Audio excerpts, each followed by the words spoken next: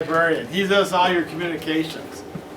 So one of the things that's going to be a change across this year is when you email the forms back in, you're going to CC the coaches. Please include a current email address for your coach. Not one you had 5 years ago. Not one he had 5 years ago and doesn't check. Because when people say, I didn't get the emails, well, 17 of them went to you. And I don't want to have to go to the level of, please acknowledge this email. Because if that's what we have to do for you to know that there's a Division 4, we will, but it makes a lot easier for us if it turns out that we get the current email addresses. That way also, if I send the email to the coordinator, and that way it gets to the coaches also. We don't want to have the same thing where we have the person going up to Jay and saying, I never heard about this, and it's just like, you're this, aren't you? Yeah.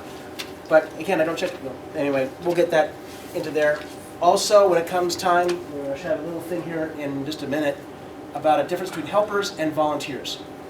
And when that comes up, I'll do a little spiel on that. Okay. Also, we're going to have a few things just in front, just to save a little bit of step. No drones. People have asked. People have asked. No drones inside. If you want to have your drone outside and incur your own liability, and it's not in the grounds, great. We're going to have to be really insisting on watching your kids. And if it turns out families are bringing other children, they need to be watching their own children in the building. We don't want to break another elevator.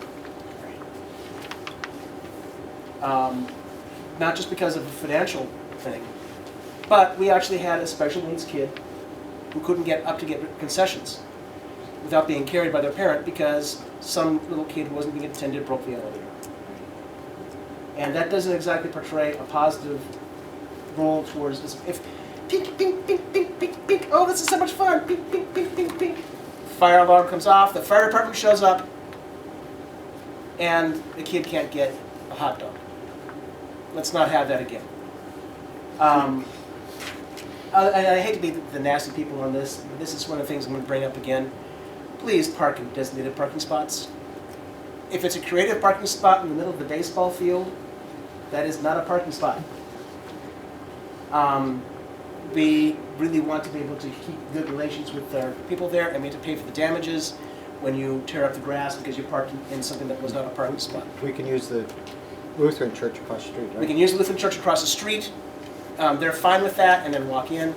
There's also a lower parking lot at the facility that we designate primarily for people who can't navigate the stairs to get in. So that's usually going to be people who are older, or if it turns out, it's a good place if you have a second driver. You can drop somebody off and pull back out. We try to use that. There's not as much parking down there, too. And there's only about 30 spots or so. So it's not. But the other ones, and they've expanded the gravel on that, so Oh, good. it's Okay. a big area. It's a bigger area. So we hate to walk in first with all the negative stuff, but we want to be good citizens on that. We also had a request over the course of the feedback, which was, gee, can we get a bigger venue? Can we get a venue that's not as far out? Can we get various other things? I did look at the costs, and for the number of people that we have coming in, it doesn't work.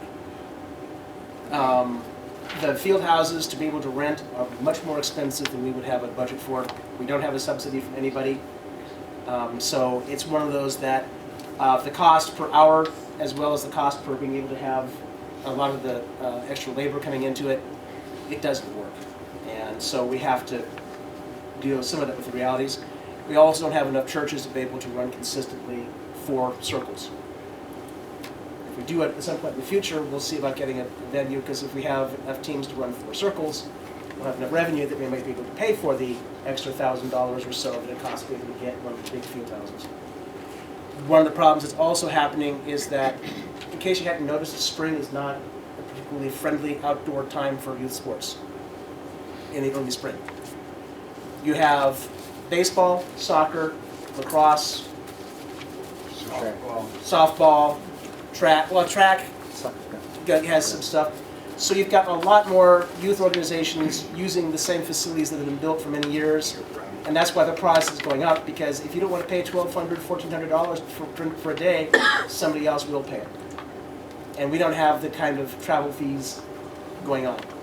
I mean, I can tell you we don't have the kind of travel fees going on because I paid them for the kid that was sitting over there. We don't, when we paid $1,500 a year for soccer, we could get the facilities and have the money across a team to be able to rent that. When we're charging what we are here, we're not. After that, I'll turn it over to you guys. Okay. Now back to your regularly scheduled program. Yes.